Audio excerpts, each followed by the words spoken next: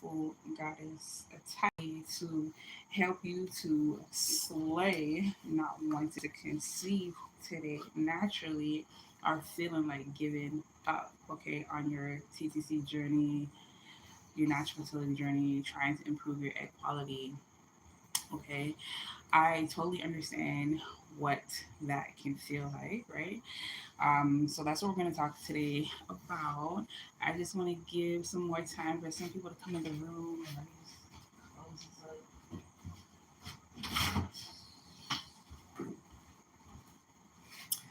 All right. So, so I realized that like I need to let people come in the room, especially on the lives. Like my regular videos, maybe not so much, but it seems like you're maybe visiting, coming in more closer to like the last hour. Um, So I also see that it's probably better if I like, send out a little notification or anyways, do the whole preview thing. But I will be getting better and better at, notifying you about when I'm doing these lives. So that way you can be here. She's got makeup all over her face. So again, the topic is feeling like giving up TTCing, and I just want to talk today about that. But I do want to let you know before I get into the topic to make sure that, again, if this is something that you want to hear, if you like these fertility morning, I keep saying that. If you like these fertility morning motivation videos that I've been making, um, and the style that I'm making them in, because like I could make these a whole lot more curated or edited, but I really like the idea of doing the live so that way if you do want to hop in and ask some questions or just share where you're resonating at with this video, that you can. Otherwise, let me know if you just would rather me being really quick, straight to the point, bullet points. I can do that too, right? So yeah, so if you like this video, make sure you like it, make sure you subscribe, make sure you give it a thumbs up. Don't worry, we will be getting into the topic today. I just again want to do a little intro. So the next thing is that um, make sure that you are on my waiting list or on my email list in some shape, form, or fashion. If you want to continue to learn more about what I do and what other services I have to offer you and how I can help you improve your fertility, your egg quality, so that way you can conceive a baby naturally. And in order to do that, you check the description. And I have a free mini training that I would like for you to see. Is my fertile woman activation training, or part of it. I give you the first and the last video. Okay, really, really dope training, really, really insightful, so that way you can have a good grasp on what it takes to improve your egg quality naturally, or your fertility. Again, just to let you know, I do mainly focus on helping women to improve egg quality naturally. um, but in the process, you can pretty much heal, or not heal, I don't really like that word, but you can pretty much resolve any fertility issue, okay, whether it's endometriosis, egg quality, well, yeah, endometriosis, fibroids, PCOS, polyps, adenomyosis, blocked tubes, generally what works for a lot of the other things tends to work for everything as far as fertility goes. So again, that's why I say you should really just focus on one thing and don't go crazy trying to solve all your problems, because usually you can solve them all if you just focus on one thing. So anyways, my fertile woman activation workshop, okay, is really, really good. It actually is initially like a 14 video workshop, I think, 14 videos. And again, in it, I just go through like, why you have whatever fertility issue you're suffering with, what it means, what you can do about it, and basically how tapping into your femininity can help you to reactivate your fertility and your egg quality naturally, so that way you can again get the result you want, which is to have a healthy baby, right? And so I want you to check out the first and last video of that. The link is in the description. and then you'll be able to see that. If you want to see the full workshop, you can also do that, after you go ahead and check out the first two. But what I really want you to do is to go ahead and watch the 1 hour training that I have for you. It might be a little bit more than an hour, but it's an entire hour training. Say that again. But it's an entire training where I show you my strategy. I answer some other common questions that I get, okay, in a little more depth. And I really go into, like, how this can all help you to improve your egg quality. So that is a training that, again, once you watch the workshop, you will be guided towards watching the entire training. It is free. Make sure to watch it so that way you have a good understanding. Then, if you still have questions, you can go ahead and you can book your call with me from there. But I just want to make sure that you understand what it is that I do, how I can help you, and my perspective, and why I have this, perspective, and or this angle of helping you to increase your fertility through femininity, and through, again, tapping into, your womb and your eggs and your ovaries, and really just rebuilding that connection to your reproductive organs, to your womb center, okay, and increasing your energy and your frequency around fertility, okay. So today's topic is feeling like giving up trying to conceive, or trying to improve your egg quality, trying to shrink, whatever the case may be. If you're feeling like giving up, this video is for you. And again, this feeling, it really does come with, you know the territory of trying to change anything from your normal way, or feeling like it may even not be working for you, okay. So if you're feeling like the things that you are doing to improve your fertility, or to try and conceive naturally, if you feel like they are not working for you, if you feel like, you're starting to believe what other people are saying, as far as, that you cannot improve your egg quality, or there's no way, or that donor eggs are your only option, if you're feeling like, you know that you cannot shrink your fibroids, even though, like, okay, the reason why I focus again on fibroids, just to be clear, is because I've shrunk my own fibroids, but it's not my main focus.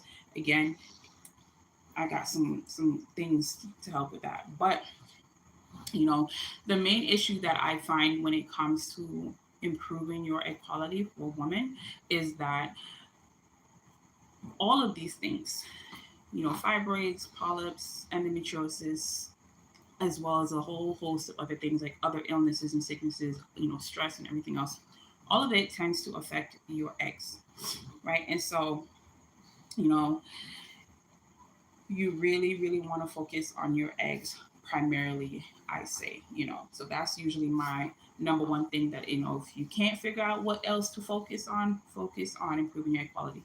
But anyways, if you're feeling like you're starting to believe what is out there, that you cannot do anything to improve your fertility, your egg quality, then I want to, again, talk a little bit about that today, because it is something that, I see, and it is something that I know needs to be addressed, right?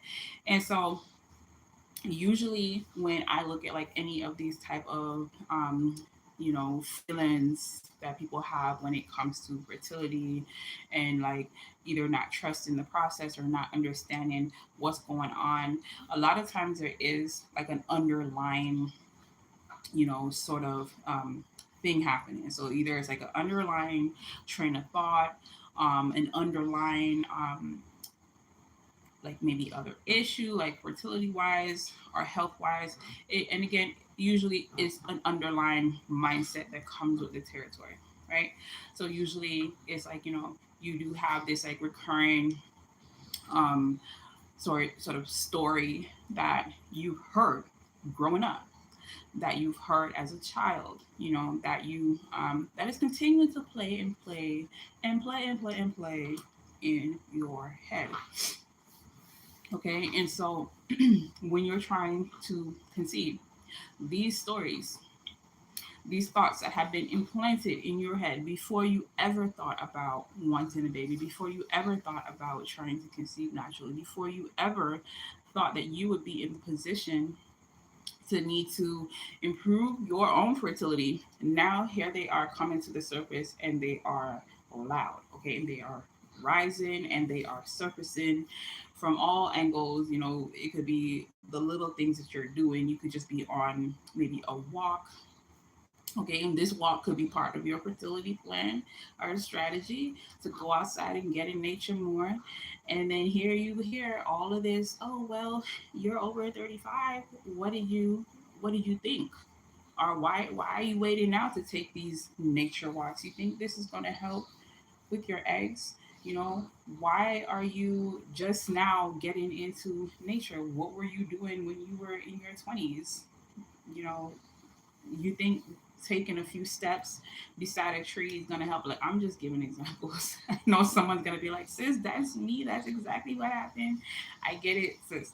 Right? But stuff like this happens, okay? It is these thoughts that you, when you were younger, okay, you didn't give any attention to, you didn't, and they didn't affect you. You know, they weren't something that you needed to hear at the time. And so, it just went to the back of the mind and just got stored and filtered away. And now, lo and behold, okay, here they come loud and with a vengeance. Come here, mama. Come here. All right. And so the thing is that, close the door, mama. Close the door.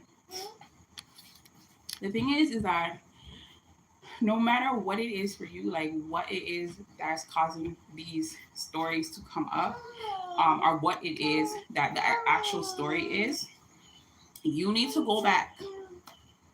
Actually, I'm not going to tell you what you need to do right now. I'm not going to tell you what you need to do. I just want to, again, let you know where it's coming from.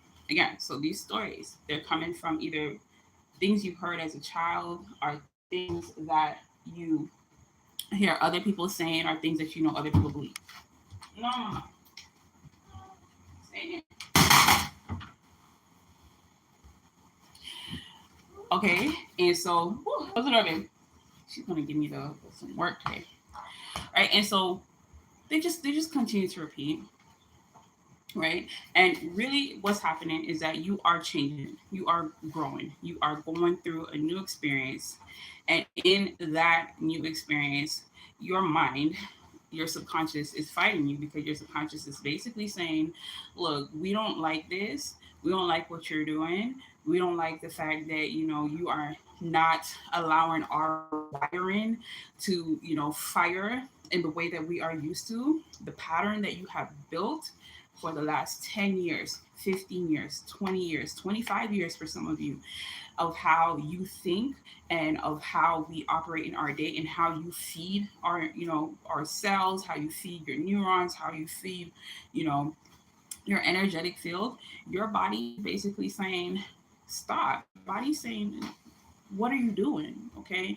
And basically, you know um, pretty much trying to force you back into your regular routine, your regular lifestyle, trying to bring you back to what feels comfortable, what feels normal, your homeostasis, what your body is used to, you know, the regular hormones that, like, that are releasing whatever oxytocin or whatever good, dopamine, whatever good hormones that your body is used to releasing, that is associated with things that you've been doing in the past that you liked, okay, and that made your body feel good. Let's be honest, it just, if you felt good doing certain things, okay, that weren't necessarily healthy, weren't necessarily good for your eggs, weren't necessarily.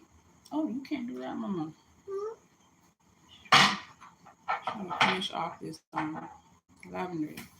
She lost the lid for us. But yeah, so your body would, and your mind too. Let's talk about that a little bit. Your mind, your body, everything, even people around you, were used to you behaving in a certain way. We're used to you your patterns. You know, they knew when you were gonna maybe come outside. Maybe they sort of tried to meet you and say hi. They knew that, you know, if you were gonna come to the party, they knew you were probably gonna bring the best mac and cheese or something like that, or macaroni salad, or who knows, whatever other dish, right? They knew, and you knew, like these patterns and these habits were formed and were going to happen. But when you decide that you are going to try to conceive, when you decide that you are going to try to do things naturally, right, and you're going to maybe try to eat a little healthier,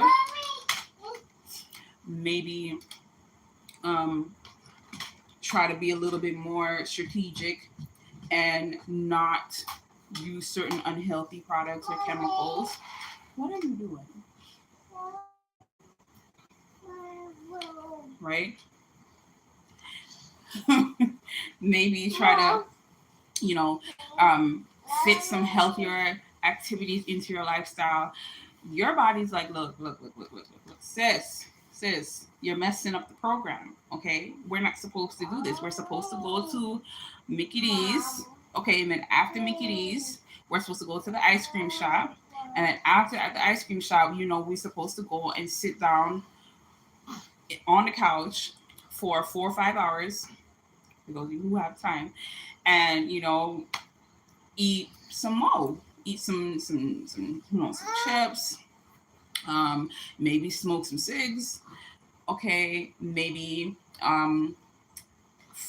the next day, maybe go hang out with some friends and drink and smoke some more something else. Okay, and then after that, you know that we're supposed to go and eat some more unhealthy foods. Okay, and then after that, we're supposed to maybe get into a negative routine of calling somebody who you don't necessarily agree with, and y'all supposed to argue.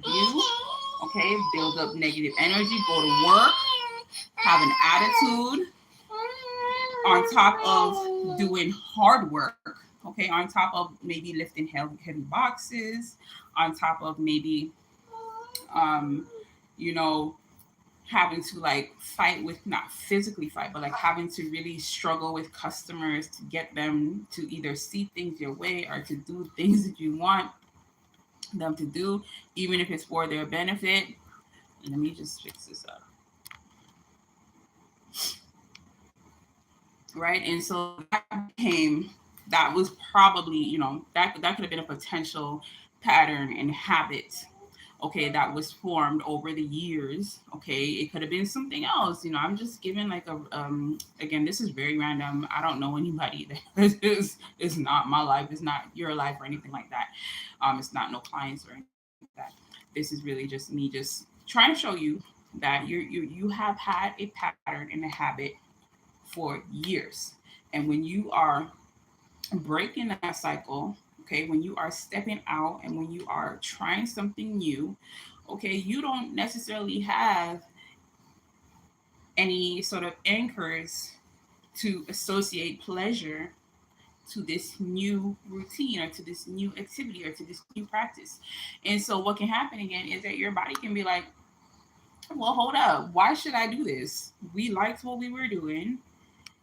How rude of you to inappropriately, okay, unannounced and implement this new activity that hurts, that doesn't feel good, okay, that, where's the reward, okay, and you give us no time, no like, no transition or no time or no incentive, okay, to continue on this path, right? You just all of a sudden decide if you're going to breathe all this fresh air in from nature. You all of a sudden, okay, our lungs, we got phlegm, we've got mucus, you know, we got a whole colony of bacteria happening and blockage and, you know, residue, okay, from everything maybe you've been smoking, okay, and you just want to go outside and just do some breathing, just walk and breathe and walk and breathe. and walk and breathe by the lake, by the ocean, in the woods. Who told you you could step outside and do this? You know, who told you on your work break that we, and when I say we, I'm talking like your cells and like your, your neurons and even just your subconscious mind. Okay, who told you? It'll be like, who told you this was cool? Your friends don't like this, honey, sis.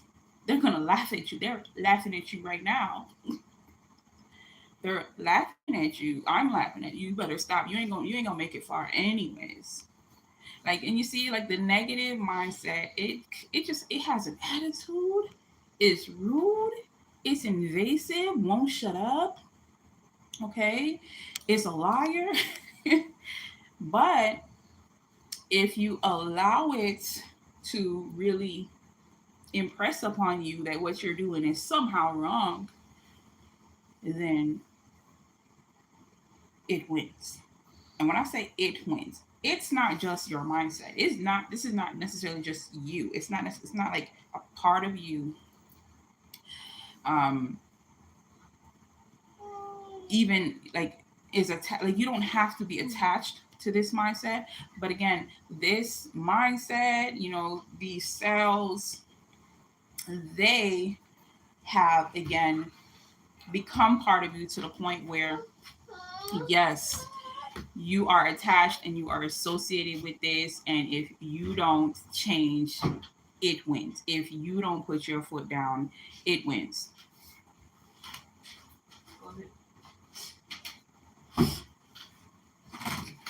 And so,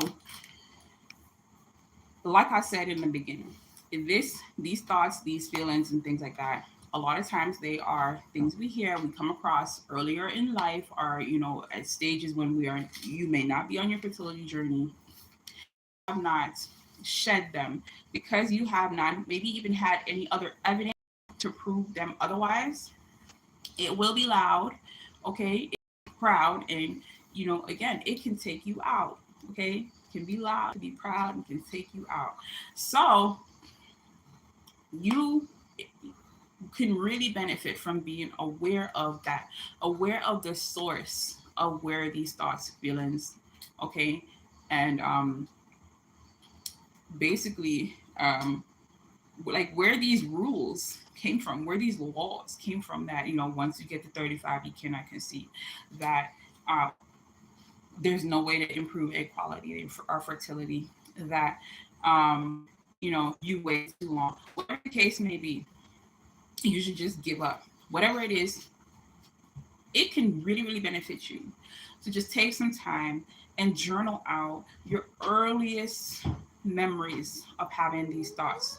The first time that you felt these feelings ever in life, and also the first time that you felt these feelings or thought these thoughts while specifically on your fertility journey. Like, what triggered it to resurface, right?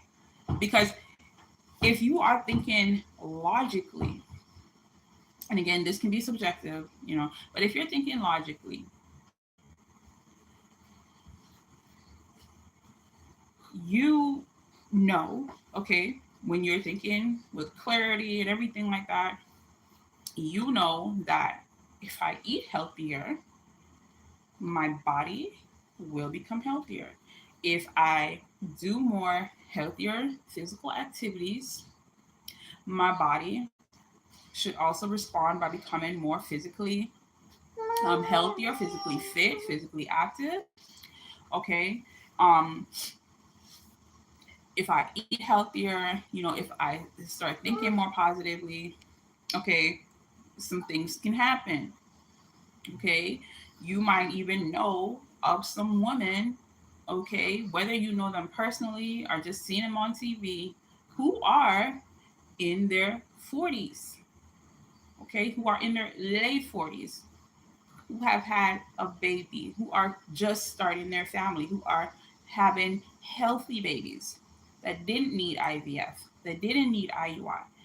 And then on top of that, you might even now know maybe not in the past, but you have some new information now. We all pretty much have access to this. You may now know that there are women who were told that, okay, look, donor eggs are your only option. You need IVF. This is the only thing for you. Hush, mama. You may now know that those some of those women have gone on to have healthy babies without IVF. Okay, that they have gone on to, um, some of them maybe even have multiple children's. Oh, it's me today, Mom. Okay, multiple children after again being told that they'll never be able to have children. Okay, and they were in the same situation as you. They were given pretty much the same diagnosis, pretty much even possibly given the same method of treatment as the only option of treatment: surgery, drugs, um, IVF, painful procedures, and all of that, right? Needles. And maybe you even know some women who have gone through all of that, and guess what? That didn't work. Okay, and that only option didn't work. Okay, and then they quit. They really quit on that. They stopped. They couldn't. You can only do IVF and IUI so many times before even you need a break from that. Okay, before your body just can't handle anymore the pain and the drugs and the side effects, right? And let's not talk about the financial cost that can run you in the hundreds of thousands of dollars in debt with nothing to show for it. Okay, you probably already know. Okay, if you've been on this journey for a long time, put your hands up that some women have gone through that process one time, two time, three time, four time, and guess what? Didn't work. They had to quit on that. But when they finally quit, okay, when they finally was just like, we just can't take it no more. We need to stop. We need to take a break. This is just my lot in life. Then they conceive. Okay, years after starting their fertility journey, years after even getting that diagnosis. Okay, so now you may starting to become more aware of new evidence and new information that when you were receiving this old information that you cannot conceive, that there's no option. Okay, when you weigh that against each other, logically thinking, you know better. Logically, you know that that's not necessarily true. That the fact that you've heard, maybe a doctor say or seen on television and all of this stuff, the fact that you've heard all things that, like, you cannot conceive. Okay, once you get to 35 or over 35, you cannot conceive if you have poor quality or low quality. That you waited too long and there's nothing you can do to improve your fertility, or there's nothing you can do to improve your equality. If those are like 4 or 5 things that you've heard, okay, now those are generalizations. Okay, and if you don't know, now you know. I'm telling you that those are generalizations, and I don't necessarily disagree with those generalizations. Even as a fertility coach, I don't necessarily disagree. Yes, if you wait till you are 35 years old or over 35, if you wait too long, there is a very high chance, obviously science and everything, statistics shows that, right? Poor quality. Okay, one of the main reasons that women cannot conceive past a certain age. But why? Okay, why? What have you been doing? What have those women been doing that cannot conceive past 35 compared to the ones that can? It's not all genetics. It's not. Okay, so we can't even use that because some of these same women were told the exact same thing as the women who cannot conceive or have not been able to yet conceive past 35. Right, but what did these group of women do who were in the same category? I'm not talking about women who were never told that they can't conceive after 35. I'm talking about the ones that they were all in the same little pot. They were all in the same group. You cannot conceive. But they did. A lot of times there are some things that those women did differently compared to the ones that didn't, right? And so that also should, again, increase your awareness that yes, there is some things that you can do. There are some things that you can change, okay, to help you to get your goal, your results of wanting to conceive a baby, right? And so now, okay, I want you to really think for your own self in your own life and really think like, where have you seen evidence of that to be true? Of women who can improve their equality or who have improved their equality and been able to have a healthy baby. How you know they improved their equality? They probably went from having recurrent miscarriages to now having a healthy baby that doesn't have any issues. Okay. Um, Give me one sec.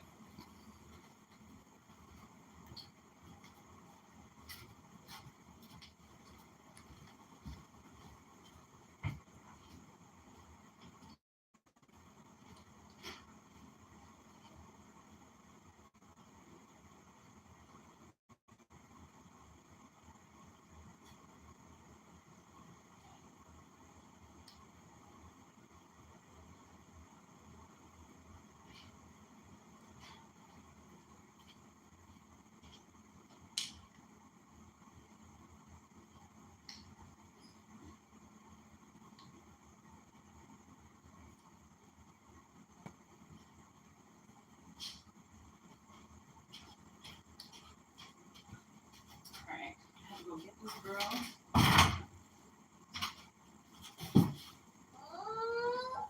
Where's Mama? I got her.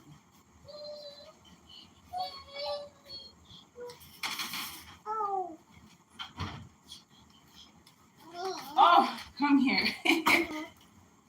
Okay. So she wants to test the new broom out. Like, maybe not, maybe. I don't know.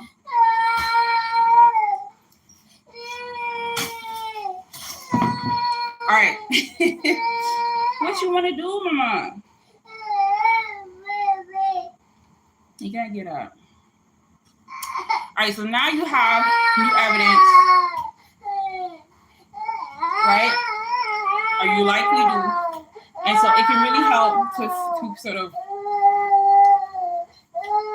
impress onto yourself, your mind, your subconscious, that there's new evidence, okay? And so, like I was saying, your brain, your body, your subconscious, your cells, they can really, really want to fight against the new changes that you're making. And this can make you want to feel like giving up. It can make you want to feel like, you know, you're doing too much, you know, that the new things that you're doing, they don't taste as good, they don't smell as good, they don't look as good. You don't get the gratification immediately that maybe you would with other things. Okay, so let's be honest, like IVF, that's immediate gratification, at least in the mind. Most women think that IVF works faster than improving your equality. How is that so when you have women who have been doing IVF for years and years and years? Okay, not only that, um, improving IVF can take months from the get go, right? But somehow, somewhere in time, we were we were also told lies about what did work. We were told lies about IVF, IUI, these things being quick and fast and easy. They're not. They're not. You weren't told that they were painful.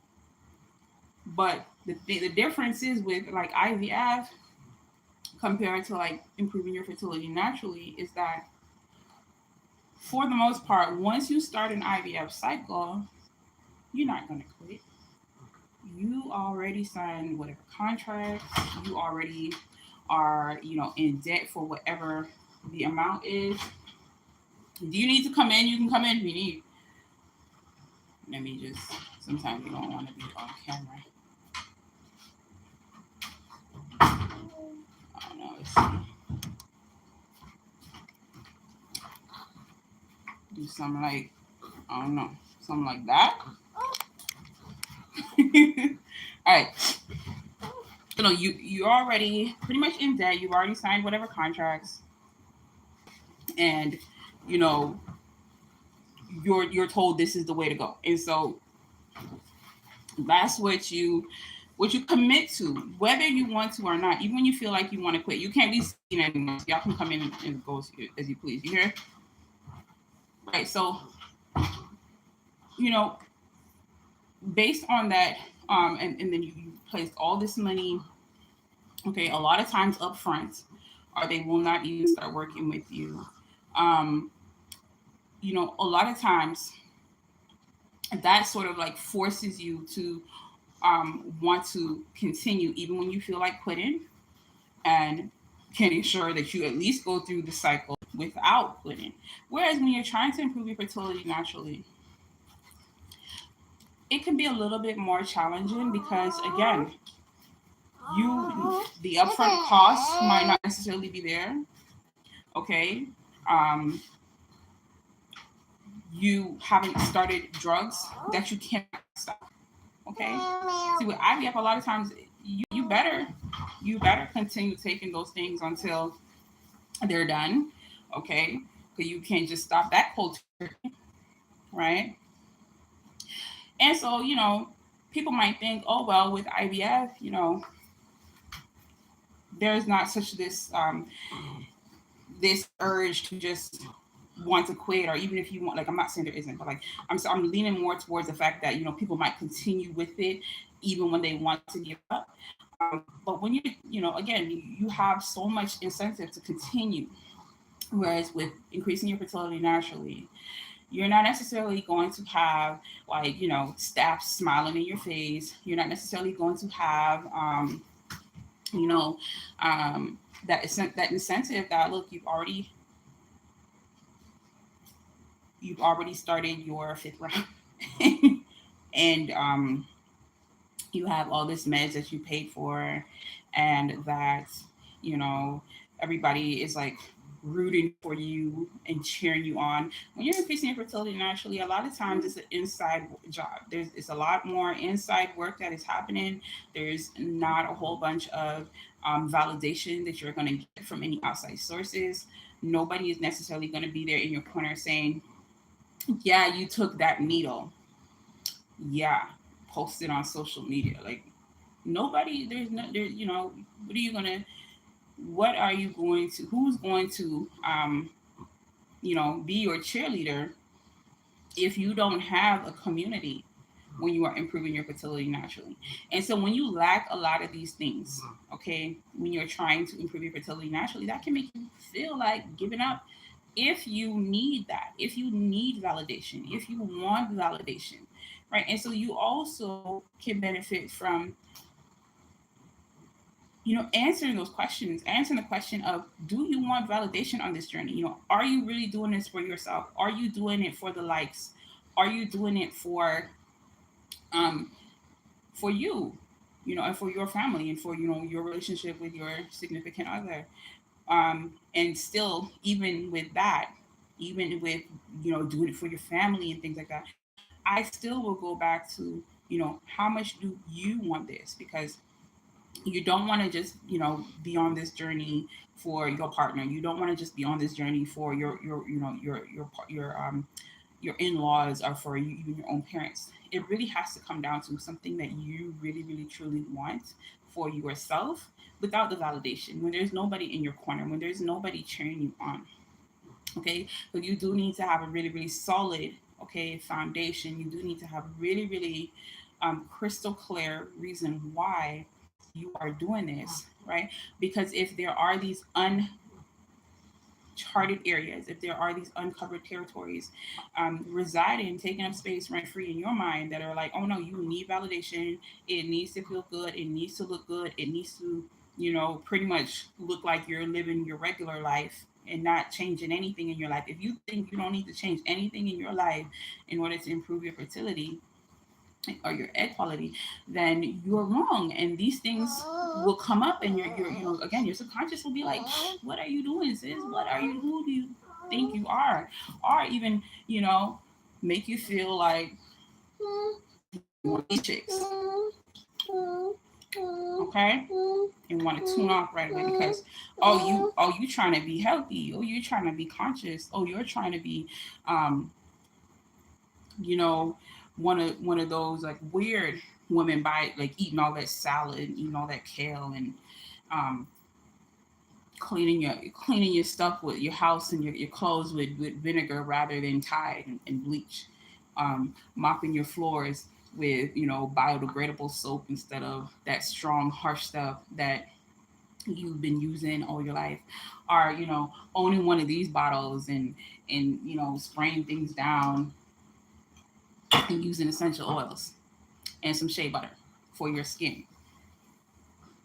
Some people will look at you and will really try to make you feel really, really down about, wanting to ensure that you are healthy, wanting to prepare your body for conception, and, make sure that you are only putting the healthiest things into your body, your temple, into your household, wanting to even try to help your family to eat better, like try to help your significant partner to eat better, to make better healthier decisions, to even want to participate in some healthier activities with you. I mean, society doesn't even expect the man to do anything, doesn't expect him to necessarily eat healthier, to watch his diet, to make sure that his sperm and everything is healthy.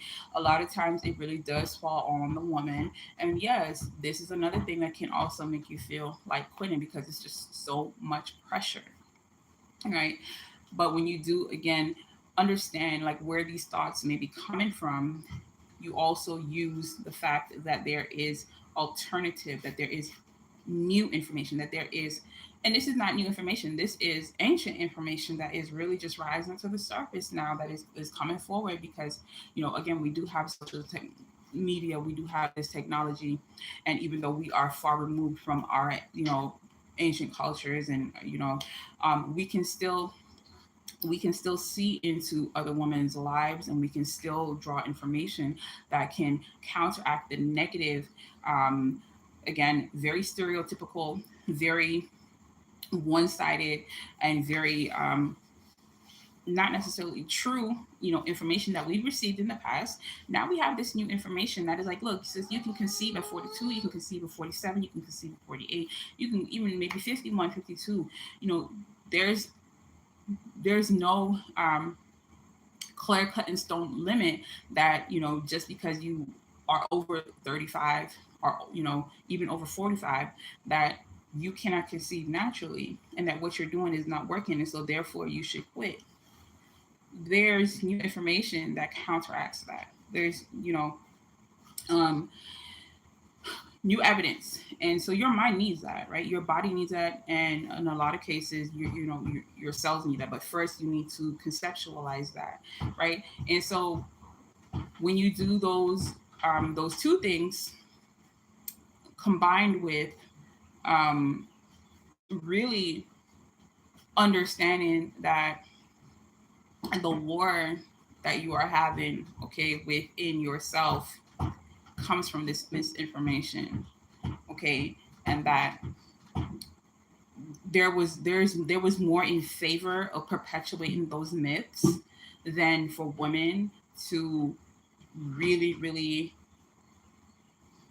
do the things that it takes to improve your equality and your fertility, okay, despite the fact that all the pressure is on you for the most part. And even when you are, better, even if you know, I really hope you're following me, but even when you know better, and you know that, there's also some onus on your partner, okay, and that he can improve his diet and his fertility, or sorry, improve his fertility by like doing things like improving his diet and his exercise and activity, well, physical activity. If he, are you serious, babes? If he does certain things, that it can also help to improve both of your chances, okay, of conception and trying to conceive a baby. When you take all of this into consideration, okay, then you have more solitude, you have more, again, more clarity, okay, and more grounds to really persevere, because you do need to persevere beyond these thoughts, you know. And I will say persevere until you really don't have any options. I mean, And the reason why I can say that is I'm not speaking about like, I'm not saying that from a perspective of someone who's doing IVF. Oh, just keep trying until you conceive. No, the things that I do to help to improve fertility and equality, these are things that like I'm obsessed with, that I am in love with. Okay, and that you will be too once you learn how to do it. Ooh, ooh, you want to put it on? Okay. She wants to put on her sockies, or what do you call these, like um, slippers. All right. And so, yes, persevere until, if there really is no option, no other choice. The only time I would even say like, okay, well, you know, you might not be able to do this is if you actually hit menopause. And even with that, I I still think that, with I can't even really say science, but with women really understanding their bodies, that you can I believe that you can reverse that. Now I'm not going to debate that with nobody here, but I I strongly believe that infertility and fertility, it really is like a result of um, continued stress, continued depletion of energy, continued wear and tear on the body, and not being given the right um, things, the right like elements, the right nutrients, the right sources of energy and nurture in order to continue to be fertile, right? In order to continue, because the womb doesn't age, and our cells are constantly replacing themselves. So really, really and truly, you know, under like the right lifestyle, diet, health, exercise, atmosphere, there should be no reason for even menopause. Okay. And I think that like whales and, is it whales and humans, are whales and like mammals, I think, are like the only two species that go through menopause. I could be wrong. But anyway, that's like a whole nother video. And it's again just my personal belief. But anyways, that is why I believe you do see women who are in their 70s, okay, having babies. Okay, some of them still naturally. And the fact that you can even use IVF, the fact that you can even use drugs and medication to stimulate a woman's body into fertility beyond her 40s and 50s, or beyond, not menopause, but beyond a certain age when she is deemed no longer able to use her own eggs. The fact you can even use these drugs and medication to do that shows that the body still has a potential, okay, to support life. Okay, if you give it the right things. In the case of, again, drugs, IVF, medication, those are not necessarily the right things given in the right way, or given in a way that is natural. Or, even some people will try to argue that IVF and all this stuff is natural. Do use this, do you? But for here, I'm talking more about just things that you can do at home, things that you can do in your everyday life, things that you can do um, in nature, okay, that don't require pain, drugs, or surgery. Okay, so, you know, when you have all of this information, when you are aware that, again, it's likely things that you have, information that you received when you were younger, misinformation that you've received ever since you were like a child growing up, and maybe even into your adulthood, that there is new evidence and new information that, again, women can conceive. Okay, that women can conceive um, beyond 35, and that you can include your partner. You don't have to do it alone, and that the reason why this belief was so strong is because the money that is back in the fertility industry, as far as IVF goes, supported women continuing on that path and being validated and being praised, for posting their medication kits and all their needles online. And that there's so many companies that also are creating like all of these tests and all of these things, and that all there's a lot of like influencers supporting the artificial reproductive technology industry and field, and those people are being praised, and those people are being um, pretty much envied, compared to maybe you who is just trying to do this the natural way, just trying to just really,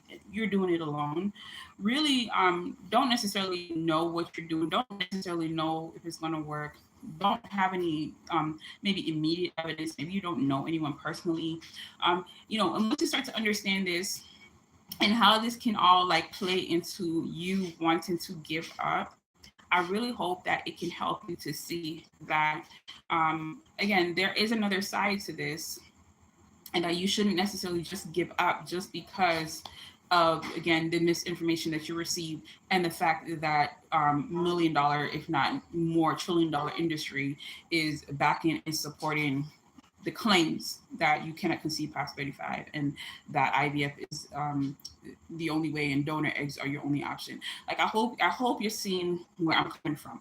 No wonder you will feel like giving up. Okay, because if you go on social media today and you tell people, well, um, I did yoga for however many minutes or an hour, whatever the case, people gonna be like, okay, all right. Or maybe even if you like show your routine, you're not necessarily going to get the validation, even if you do get the validation from the people that you maybe want. Okay, and then that's another thing where you got to think about why do you want the validation, and then two, why is it better when it comes from people who either look a certain way, or who are part of your regular you know look, or group of friends or things like that, right? Because again, you a lot of times when people want validation, they want validation from a certain set of people. They don't necessarily want it from people that already look the part. They don't necessarily want it from people that already look the part. They want it from someone who, maybe is in the same field of work as them, from someone who has the same lifestyle, from someone who maybe earns the same amount of income and money. You want validation from who you want validation from, because that's why it's validation. You don't want validation from somebody who already, you know, maybe looks like a group of people who you maybe even yourself have um, felt a certain way about, right?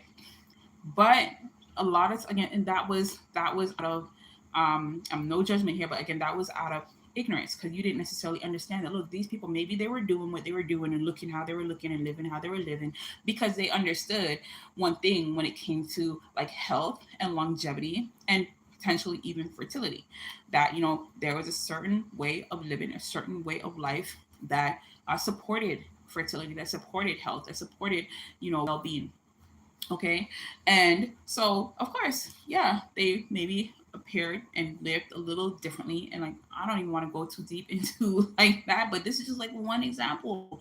Okay. And if you didn't want validation from them, then you sure as hell don't want any validation from certain people when you are suffering, when you are struggling, when you are at your weakest points.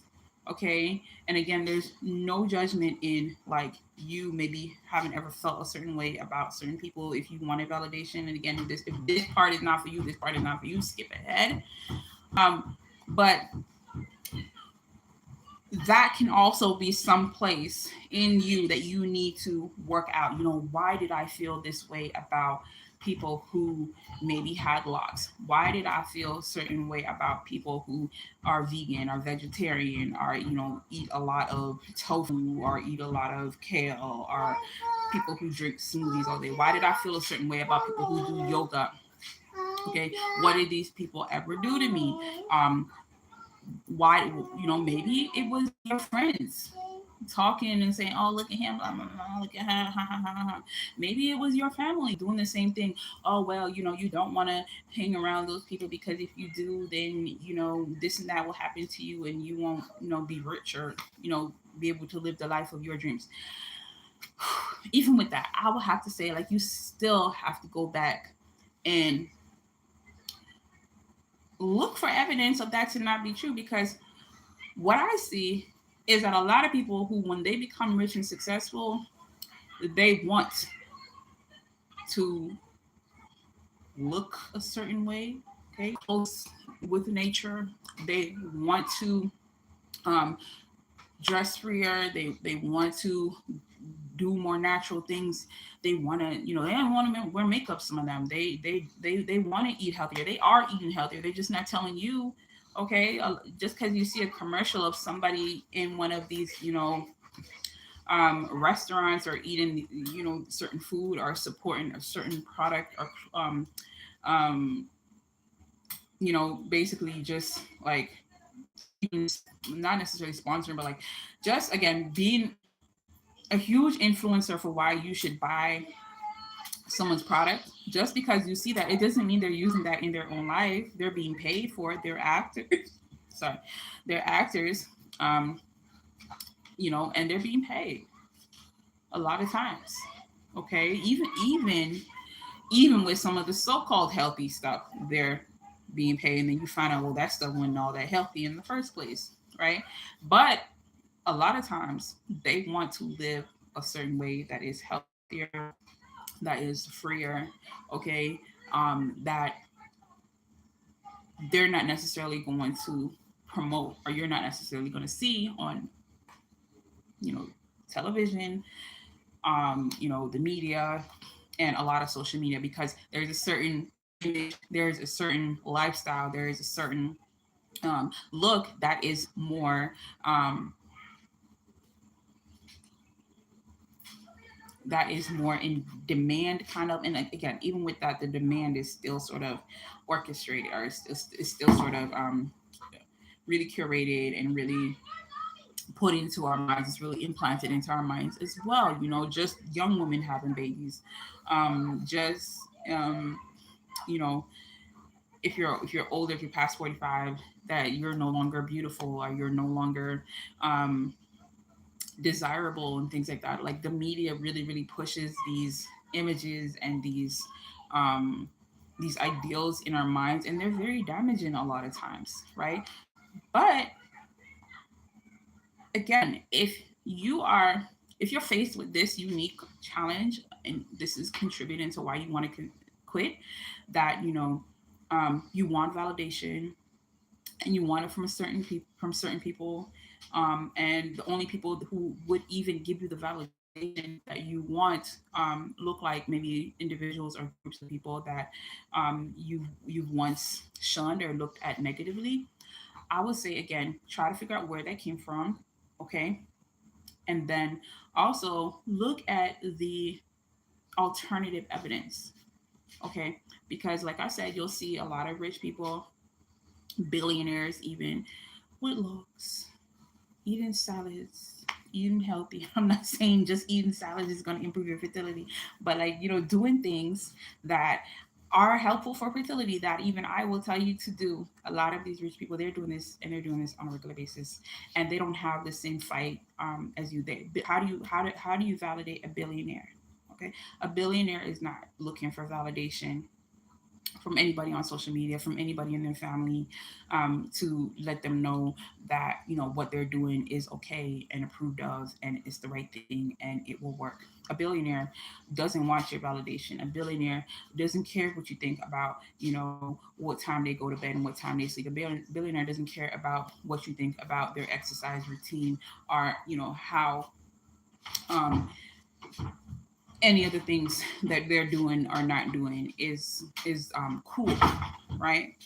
And so it can really help for you to like see things from a different perspective, like really think. Sometimes we think the way we think, and we think that's the only way to think, think that everybody else thinks that way too, or should think that way too, right? But when you have alternative evidence, can you get her other slipper, please? Right there. Um, but when you have alternative evidence, you can sort of like counteract and neutralize these negative thoughts. The billionaire has already neutralized whatever, negative thoughts that would be preventing them from doing the things that they need to do in their life that supports their goals, right?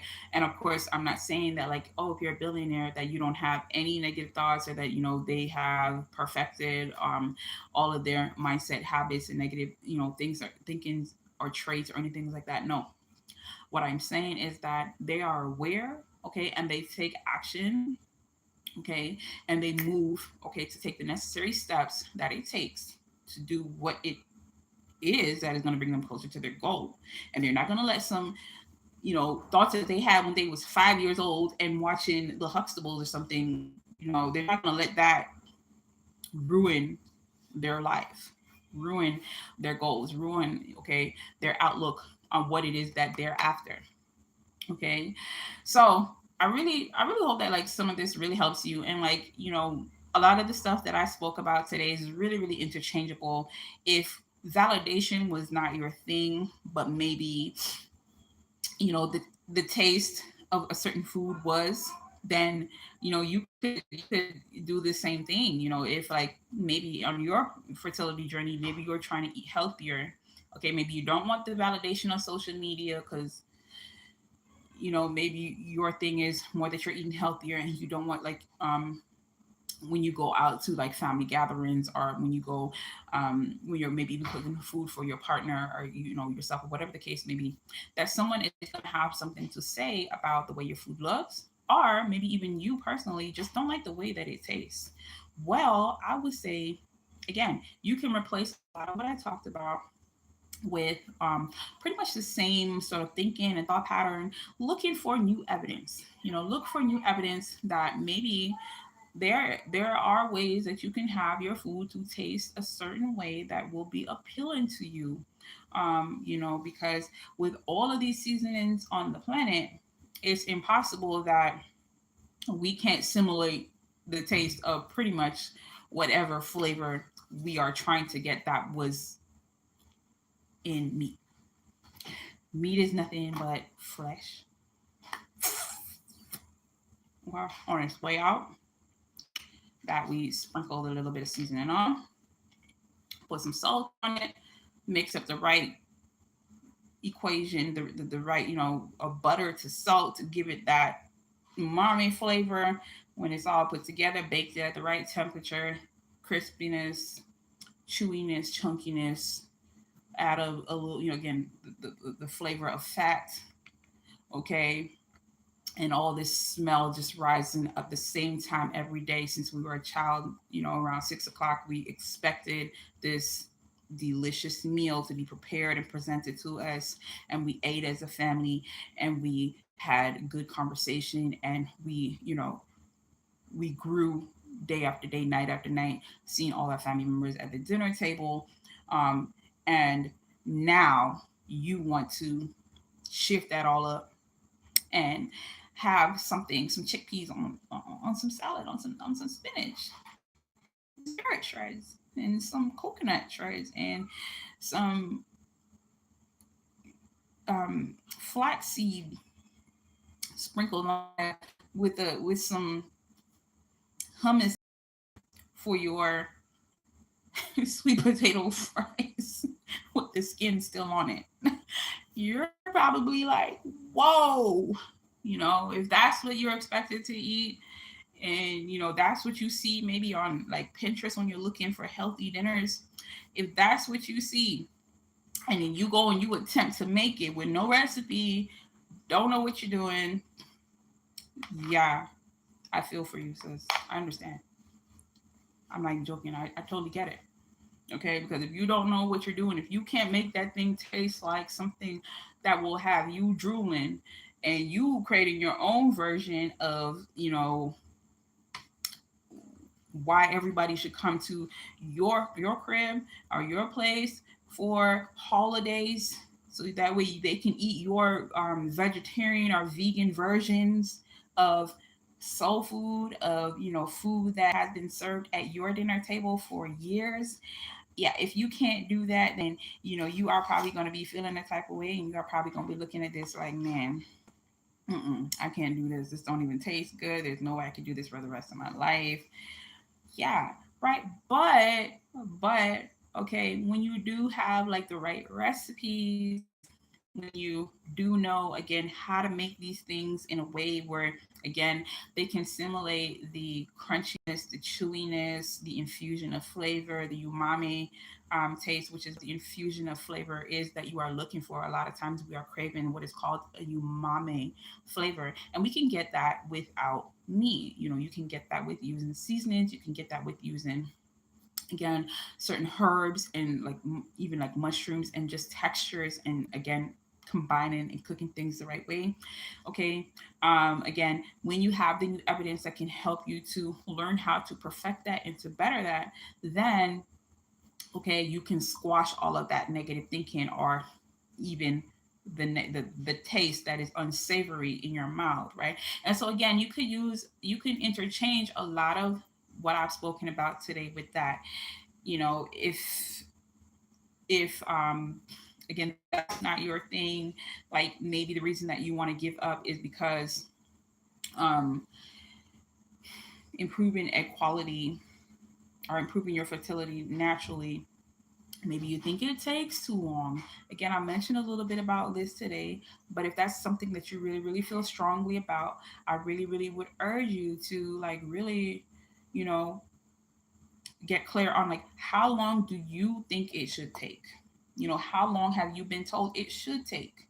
How long um, does it take with IVF? How long does it take with IUI or ICSI? How long does it take with the method? And when I say artificial reproductive technology, it's not me saying that you conceiving a baby with IVF is fake. Okay, they got it in the name, art. I didn't make that name up, artificial reproductive technology. For those of you lovely ladies who want to be like, oh, so what are you saying about my baby? Because I had somebody do that before. But yeah, so if you I would say go and check out the different art methods, okay, and see how long those take. And don't just see how long they take. See how long it has taken some women to get the results that they sought, whether they were successful or not. Because again, there are some women who have been trying IVF and IUI for years. They are hundreds of thousands of dollars in debt, like 200,000, 100,000, hundreds of thousands of dollars in debt. No baby, no baby to show for it for years. 1 year, 2 year, 3 year, 4 year, 5 years, 10 years of doing IVF. So if you think that, improving your fertility naturally takes too long, then I would really, really try to, see, okay, what are your options? What are like, how long does it take with other methods, right? And then ask yourself, well, are you sure you want to quit? Because when you're doing it naturally, you're going to have improvement in your life in multiple ways, even beyond fertility. Okay, we're talking about longevity of your life, your health, okay, and other things such as your hair, skin, nails, your energy, having more energy, more clarity mentally, more flexibility, and things like that. So there's so much benefit that comes with trying to improve your fertility naturally that you're just not going to get when you're using artificial reproductive technology such as IVF and IUI, right? And so again, if that's your thing, if that's your reason why you want to quit, is that you think it takes too long, I would again look at that. Like, who told you that IVF was shorter? Who told you that, doing IUI was going to be quicker, was going to happen overnight?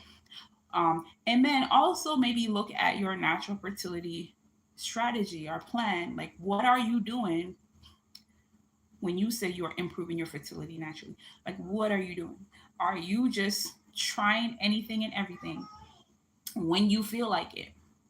If you feel like it, okay, sporadically, and calling that improving your fertility naturally? Because if that's what you call improving your fertility naturally or improving your egg quality naturally, it's not just going to take a long time, honey. It's probably going to take forever, because that's not a strategy. Trying anything and everything, doing things only when you feel like, and only doing things sometimes is not a strategy. It's not a natural fertility plan. It's not going to help you to improve your egg quality anytime soon. So you do need to again look at what you are calling improving your fertility naturally that you think is taking long, and see if there's anything that you can do that can help speed up the process, that can help you to be more consistent, that can help you to get the results that you want faster, quicker, okay, and more effectively and efficiently.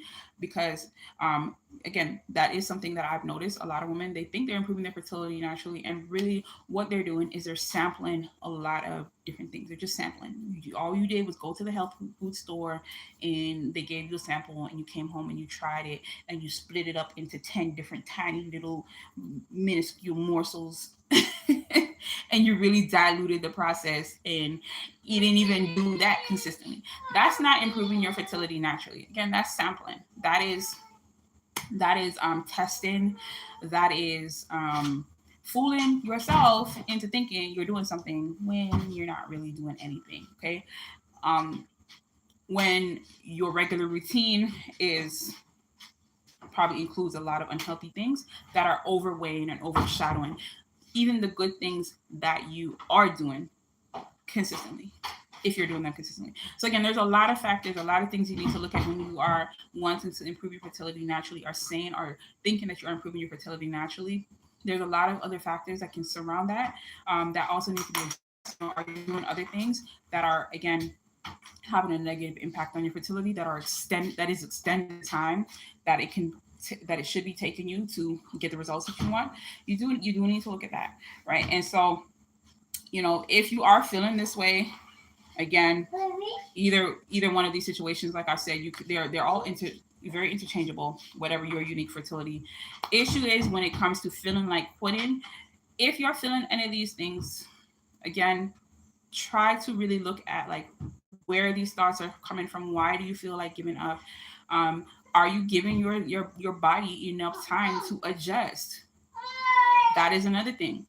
Are you giving yourself enough time to adjust to this new way of living, to these new activities, to this new routine, to this new lifestyle?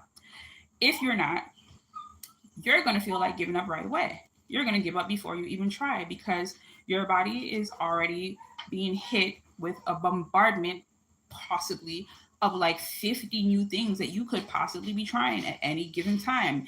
And you could really be throwing your hormones off. You could be throwing your pattern, your homeostasis. You could be throwing a lot of things off if you are just overnight shifted into healthy mode. If you just overnight shift into um, doing things a certain way, and you haven't really given yourself enough time to adjust, and you haven't really given your body enough time to sort of balance out how it's going to respond hormonally, how different things in your life are going to be worked through, then yes, your body can naturally fight you. And again, it could not even be like you might have all the willpower, but if your body's like, I'm not even going to wake up when you want me to wake up. You want to wake up at 5 o'clock so you can do all of this healthy stuff. Sis, no, no. Okay. First of all, you stayed up till 10 o'clock. You were doing a whole lot of, eating late at night. My digestive system is all worked up. On top of that, we have to go to work. So we have to be somewhere at a certain time. I need sleep. Your body's like, I need sleep, I need energy for that 8-hour shift or whatever the case may be, right? So if you're not giving your body time to adjust, if you're not if you're trying to like rush the process, if you're trying to force things, your body can naturally want to shut down. And again, that can translate into you wanting to give up. You do also have to consider giving yourself time to ease and to adjust into this new way of living. And actually, that's something that like I've been dealing with recently, is that like I used to wake up at like 3 o'clock, 4 o'clock in the morning, um, and like not even five, like 3, 4. I'm not even joking. Okay, and I would be okay, and I would be good, and I would just work on my fertility stuff forever, and then I would go to my bed. I would go to my bed late, maybe like 10, 11 o'clock. 10 is not really late. Like I'll go to my bed 11 o'clock. I'm considering that I'm waking up 3 o'clock, or that I was. Um, and so that was like my routine for maybe like 2 years. I don't know. for years. Um, it would really shift, but like it was really like maybe like over a 5 year period. Anyways, um, then it's crazy. Once I finally launched my fertility course, it was so hard for me to wake up. I was like, why can't I wake up? And again, it was like it's a 12-week course. But once I finally launched it, I was having difficulty waking up, and I never saw that coming because I always woke up early. Um, but what I realized is that now that I was finally putting all of my studies together and everything that I've learned into this course, and I'm starting to teach it. For one, my body, I feel like I went through an experience of like relief. Okay, because there's a lot of pressure when you're trying to create like a course and you're trying to like really help somebody, especially when it deals with fertility. So I feel like my body went through relief. Okay, now I have put it together and I just have to teach it. On top of the fact that like I actually had to teach it, so like I'm on camera, I'm delivering my information, I'm writing emails, and again, I'm having to do all of this stuff. And so it's like my body just needed that extra sleep. It needed that sleep that I have been not giving it for years. And so now coming back into trying to wake back up early, my body's like, sis, we're good. We've been doing what waking up later than usual for 12 weeks straight. Don't even like who are you trying to talk? Who are you trying to get to wake up at 5 o'clock? We don't even know what that is anymore. Right. And so even for myself, I understand this and I realize this. And so I'm not trying to force the process. But again, it is a challenge. Like, and the reason why I bring up sleep is because sleep is beneficial for equality and for improving your fertility. It is beneficial for you to get a certain amount of hours of sleep, to get good sleep at night. Um, and so, I understand the struggle with trying to do certain things to improve your fertility. Because for me, for myself, my goal is to practice natural fertility strategies for the rest of my life because I want to just have, good health and high fertility for forever, for as long as I can, as long as I can maintain my fertility. Right. And so I'm not just telling people to do things that I'm not trying for myself. And so like I really am trying to do these things for myself as well. And so like I understand all of these feelings of wanting to give up, not getting the validation that you maybe seek. Maybe, even your food not tasting the way that you want it to taste based on what you're used to, or, even when you try yourself, it's like, ugh, I need some more salt with that salt or something. But like, you do have to just persevere. You do have to sort of understand like where these thoughts and feelings have come from in the where they stem from, what is triggering them to come up, and then to, understand that, if there is alternative information or if there is, evidence to the contrary, that that can help you to at least feel better about continuing on your journey, at least understand how it's part of the process. What you're doing, what you may be doing that you may dislike or may not love, is part of the process to get you closer to the goal that you want. Okay. And another thing is that when you're improving your egg quality, and this is another reason why I really love focusing on egg quality.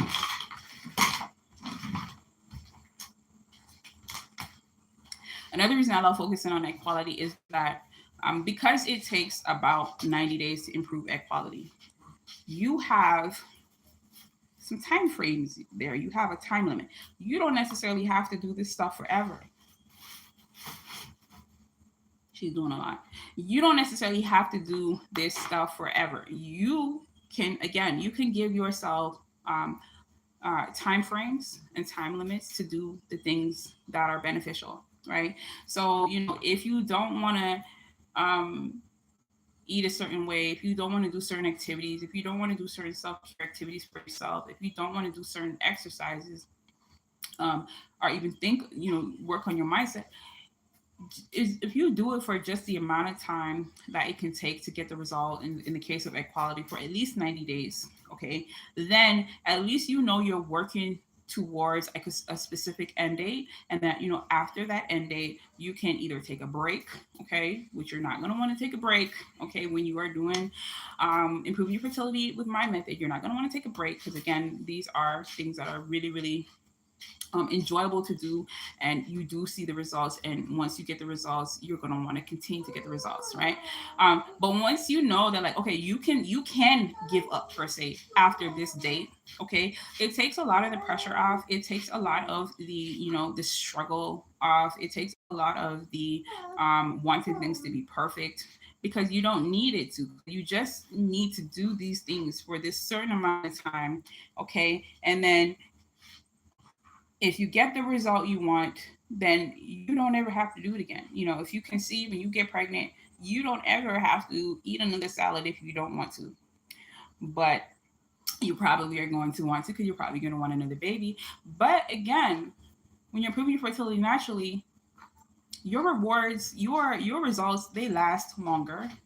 Okay, and so you can probably conceive again and again, after just like 3 months of work. Like, I know it sounds really, really out there, but even for myself, since I've shrunk the fibroid in my breast, it has not come back, and that disappeared in 2 months. Since I've reduced my painful periods, they have not come back.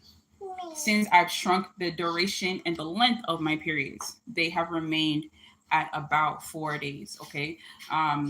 And again, my periods, it used to be like 9 days. I remember one time, at least one time, where I was like, I couldn't find when my period ended and when it started again. It just seemed like I was bleeding for forever. And I think I bled for maybe like 3 weeks that time. And this is when I was younger. Right. And so you're going from having like maybe like 3 week periods to 3 day periods. Okay.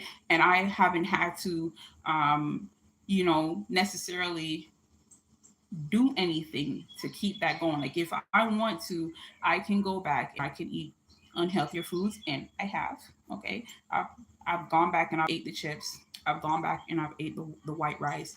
I've gone back and I've ate the bread. I've gone back and you know, eat all the ice cream, and of course everything is like vegan versions and things like that. I've gone back and I've, ate candy and sugar and sweets, and slept when I want to, wake up when I want to, live how I want to, not exercise, not do any mindset work, not do any self-care, not do anything, and the issues have not come back. They have, and even if they have presented themselves, they've not presented in full. Like, yes, if I start eating some, like, I'll even say rice, I feel like I've developed an allergic response to rice or something like that, possibly from not eating it, possibly from me not preparing it myself. But if I do go back to eating things like that, I do tend to maybe have headaches, or I might even feel like this weird like numbing in my leg area, that I think is there because of the inflammation that, like, this white rice or this bread, and that these things are causing in my body. But once I stop it and I cleanse it out of my system, I notice a difference. Okay. And again, just because I go back and I maybe partake in some of these things, that doesn't mean that my period is now 7, 9 days long. It doesn't mean that my breast fibroid has grown, regrown, or showed up. And it doesn't mean that, again, I am, you know, not getting pregnant when, you know, when I was eating that way, I was having those issues. I've been in a relationship where I wasn't able to get pregnant. I had phlegm to the roof of my head. Okay. Um, and I felt very inflamed, overweight. I felt all of these things, was not able to conceive. And then that person was able to get somebody else pregnant. When we lived very, very close together. She lived very, very far, and she was able to get her pregnant before me. And so, anyways, so I've had these experiences before. Um, I'm glad I'm not pregnant with him. But anyways, you get what I'm saying? Like, those issues have not returned simply because, maybe once or twice a week I did these things. I went back to my chip addiction. These problems, so like what you do when it comes to improving your fertility naturally has longer lasting results that are going and rewards that are going to um, have a more positive effect on your fertility longer in life than if you were to do IVF and IUI. Okay, where you get what you pay for, the results, and when your treatment ends, when your cycle ends, not with improving your fertility naturally. So I really want you to sort of like, wait, take all of that into consideration. And if you just want to do whatever you're doing for 90 days, just do it for the amount of time that it typically takes someone to improve their egg quality. Now, of course, it can be shorter. Okay, improving your quality can happen a lot shorter, but you really, really do need to be on your routine and your strategy and your plan. You really do need to implement it, and it can help a ton to have some accountability measures in place, some support and some coaching, and that is what I do. Okay, so I can help you to conceive your baby sooner by helping you to activate your fertility by tapping into your femininity so you can improve your egg quality in a lot shorter amount of time. Okay, and so that is one of the reasons why, again, I've created the courses that I've created, the coaching programs that I have, and why I really, really want you to check out the video that I have in my description for my fertile woman activation mini training. Okay, if you want, you can go and check that out now. It's two videos, the first and last video of my actual fertile woman activation workshop. If you want to take the workshop, you can do that as well. But what I really, really want you to do is to watch my full training on five, I think it's five things, three things you need to quit doing when you are starting your fertility journey or starting your fertility strategy. So, anyways, the link for that is in the description. So make sure you start out with those two mini training videos where again I talk to you about how tapping into your femininity can help you to improve your equality. And if you want, go ahead watch the whole workshop, but definitely make sure that you check out the full training. Okay, and by applying to watch the training, you also are applying to work with me. You also are applying to take my program, or you're pre-qualifying, I'll say. Okay, because I'm not this this is really, really serious stuff. Okay, this is not trying anything and everything when you work with me to improve your fertility and your equality. um, and I'm really there to help to support you, to make sure that you don't give up, to make sure that you have all of the tools that you need to continue. And it does take work. It does require you to, show up for yourself. It does require you for you to do certain things, um, and to make some changes into your lifestyle. But when I tell you that all of these changes and everything that you will be doing is, again, all towards helping you to get the result of you conceiving your baby. But there's so many more, again, benefits, okay, from doing everything as well, that are going to extend, okay, hopefully more than likely, beyond just improving your equality, beyond just conceiving your baby, okay, and go on to having things like clear skin, like, and of course these are just like other things, but like there's so many more benefits and rewards and life lessons that you learn that I would love to really, really share with you or anyone that you know that is, again, feeling like giving up, okay, trying to improve their equality and wanting to conceive a baby and start a family, or, build your family, okay, so that way you can have, your first baby or more babies naturally. Let's say if you've experienced secondary infertility or anything. So I'm Natasha Winter. I am going to end this video. I was trying something new. You saw that today by trying to, again, be on here longer. And I would love to be on here for like another hour and a half. But let me know if you want longer videos. I really am trying to figure out, how long I want to be on here, because I would, I really like to dedicate my time towards people in my programs. So I will see you in another video. Again, if you're feeling like giving up, make sure that you assess where these thoughts are coming from. Um, you know, is there any contradictory evidence, or is there any other evidence to show otherwise? Okay, because a lot of times these thoughts are coming from negative things that we've heard as children, but now There's a lot of new evidence, or even even if it's not new, it could just be maybe something that you've not explored yet. And then uh, work towards creating a way where you can just do the things that are beneficial for your fertility, even if it's only for a certain period of time. And then be good to yourself. Like, take breaks if you need to take a break. Like, no one's forcing you to you know eat healthy, or do any type of exercise or anything for long. No one's forcing you. No one said you have to do this forever. And just really try to be aware, because if you just are operating automatic mode, like automatically going with how you think, then again you can throw out your potential results, right? So you also want to make sure that you do have a plan and a strategy in place to help you to make sure that you are doing the best things possible that you can for your fertility, so that way your time is not in vain, and you're not giving up without trying long enough to get the results that you want, and that you are being consistent enough, and that you are actually doing effective techniques and things like that. And if you need any help, once you're on my list, once you have watched the videos and the workshop, and again my longer training, if you do need to talk to me, I am here for you. You can go ahead and talk. I just want to make sure that you know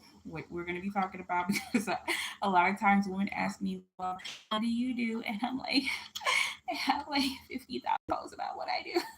So just make sure that you check all of that out before booking your call with me, so that way we can make the best of our time, because I really want to, I really want to help you, and I really want you to have the best call with me, if you are going to have a call with me. And again, it's called the so fertile woman activation call. So if you do want to have a fertile woman activation call, it's a 30-minute call that you can book once you have a good understanding of what it is that you want to talk about, and how you would like me to help you on your fertility journey, because I do have tons of ways, okay, and strategies that can help you no matter where you're at. So I'm going to go ahead and end this video. The links are in the description. You can also connect with me on social media. My name is Natasha Winter.